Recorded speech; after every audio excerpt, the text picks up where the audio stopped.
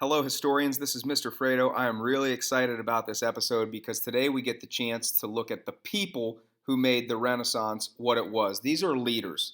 These are people who made an impact, a real impact, a lasting impact that changed the world in many ways and in many positive ways in most cases because of their decisions or their creations or their actions. These aren't just people who have the most likes on Instagram or the person who gets everyone out at Foursquare during advisory or recess. These are people who make a real difference. So we're going to do a real quick flyby on about 9 of them. But your real challenge as a historian is going to be one, figuring out which leader made the most significant positive difference throughout Western Europe and beyond during the Renaissance and even after the Renaissance.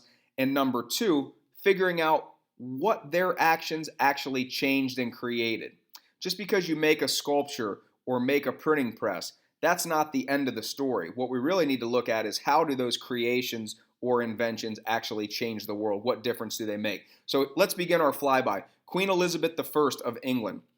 She gave a great example about how women were capable of being great leaders, and she made really important decisions in terms of financing very risky explorations that resulted in England gaining more land. And she was also someone who invested and spent a lot of money on the arts and education throughout her country. Those were uncommon decisions at the time, and she changed the way people thought because of that.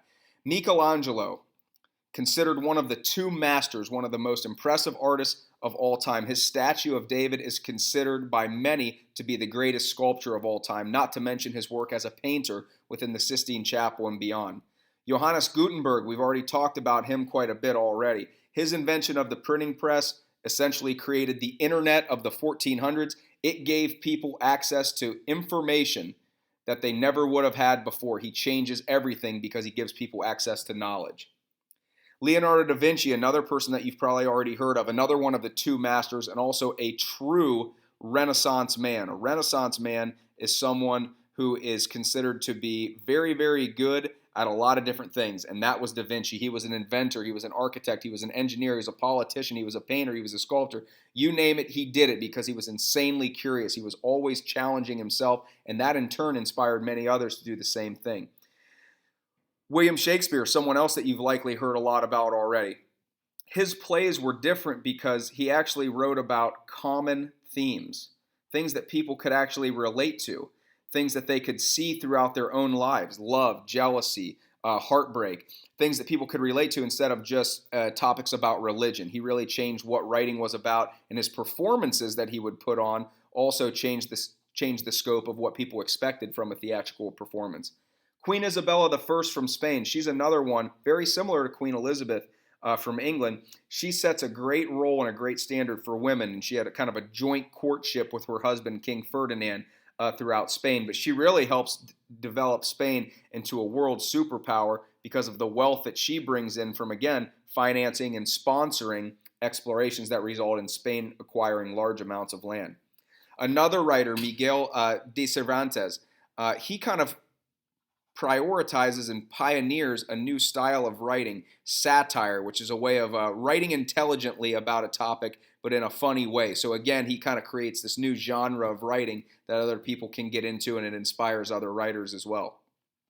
Andreas Vesalius was a scientist, and he, in his autopsy, something that was really uncommon throughout the day in that time period, he discovers that the heart isn't a single muscle, but instead has these four shallow chambers. So he really understands these four hollow chambers, I should say. So he really gained a great deal of understanding about how the human body works, and it improves medicine. Albrecht Dürer is another writer, or excuse me, is another artist. And what he does is really cool. He creates these pieces of artwork called woodcuts, where he's actually taking a piece of wood and very, very finely he's engraving in it. And what you can do with those engravings in incorporation with the Gutenberg press, you can lay ink over top of those engravings and then use it along with the press in order to put those illustrations in books because of his artwork.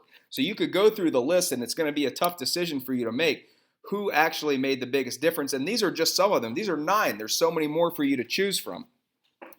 But you will have a tough decision to make when you really examine what these leaders did and the difference that they made. Now, one more side note, and this is specific to the young men historians I have in my class, If you notice here, there's a very, very common thread between all of these great Renaissance men, and that's facial hair.